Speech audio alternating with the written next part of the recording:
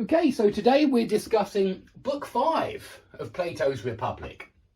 And in this book, he turns to the question of women and children.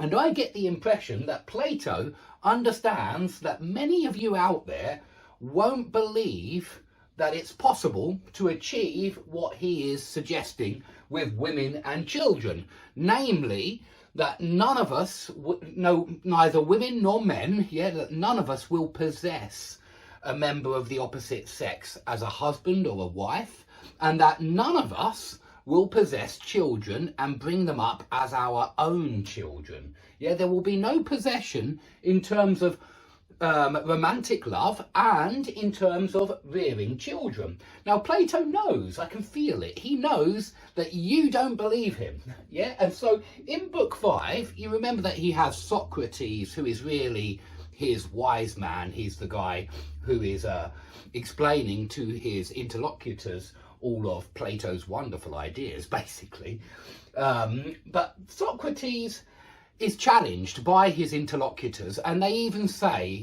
don't think, they say, we noticed that you've introduced this idea of sharing women and children and husbands and wives, that there'll be no possession. Well, we're not convinced that this is useful. We're not convinced of the utility of this idea, that it's even useful for the state. So demonstrate to us that it is useful, that it is it is advantageous for the state to be run like this in terms of women and children. And they also say, we're not even sure it's possible. We're not even certain that this is possible. Can we even do this? Can we even create a society where there is no where children are held in common and wives and husbands are held in common? Okay, and before they do this, right at the end of book 4, I might quickly mention that Socrates does mention there are 5 forms of the state, and one of these forms, yes, just one, is the one we have been describing, which is good and can be called monarchy or aristocracy.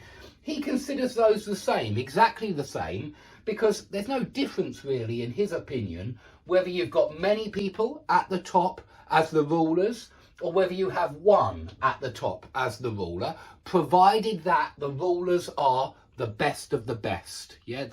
Provided that they are these guardians, these ideal rulers. It doesn't matter whether there's one of them or many of them. It's a good form of governance. And there are 4 forms of state which are badly governed. And he's going to come back to this in a future book, I have been told. But I don't know yet, because I haven't got to that part yet. I've just finished book 5. And so in book 5, it really is devoted to the question of women and children. And he goes through a lot of pages explaining why this is, firstly, mainly why it's useful, why it's advantageous. At the end, he talks about the possibility of it, and it seems to me that he admits that it is, in some degree, impossible. But we'll come to that later. But firstly, Socrates points out that dogs aren't divided into he or she. We don't usually, although some people do, we don't usually divide them in terms of gender. They are bred and fed for one purpose. Maybe it's as guard dogs or something like that. And so they are bred and fed for that one purpose. It doesn't matter if they're a boy or a girl, the dog. You just make sure that they're capable of guarding your stuff, if it's a guard dog, or if it's a sheep dog, of controlling the sheep. And you don't care about whether it's a boy or a girl dog. And one of